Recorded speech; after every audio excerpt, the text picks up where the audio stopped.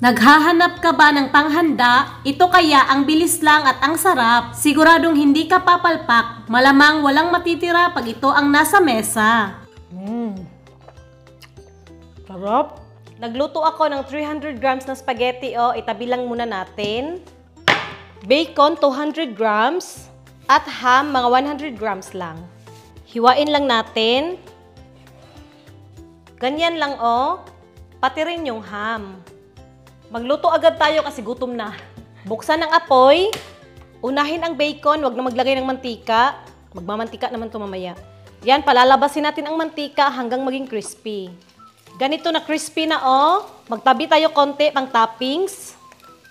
Yan, Tapos dito na natin ilagay ang ham. Madali lang maluto ang ham, Hello, Earn. Pag ganito naluto na rin yung ham, tabi lang natin. Sakto lang yung mantika, ilalagay na natin ang bawang. Bawang, sibuyas.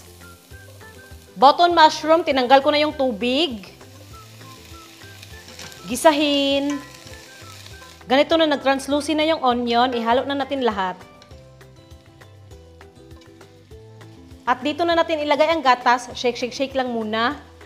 Isang lata ng evap. Sarap. At 2 pack ng all-purpose cream. Mix lang muna. Ayan, totally mix na. Titimplahan natin ng isang chicken cube at paminta. Haluin. Okay. Takpan lang natin hanggang kumulo at bahagyang lumapot, no? Ito na, kumukulo na at bahagya ng lumapot. Dapat ganito lang, huwag masyadong malapot kasi lalapot pa ito mamaya paglagay ng pasta. Adjust lang sa asin kung nakukulangan ka sa lasa. Yan. Hello, Earn. At dito na natin ilagay ang cook na spaghetti. Wow, kalami. Siyempre, haluin. May ani, uy. Tingnan nyo naman, diba? Napaka-creamy day. Patayin na yung apoy at itabi na natin to kasi mag-toppings na tayo. Yung crispy bacon, yung cheese na gusto mo,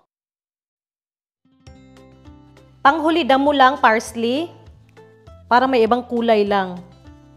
Diba napakasarap ng creamy spaghetti natin, Pag may dating naman yung kaldero, hindi na kailangan ilipat, no? Para bawas hugasin. Tingnan nyo naman, wow. Kalami. Kain. Sarap. In fairness ang bilis gawin pero ang sarap. Pwede na pang dagdag sa mga handaan. Subukan nyo itong recipe ko hindi kayo magsisisi.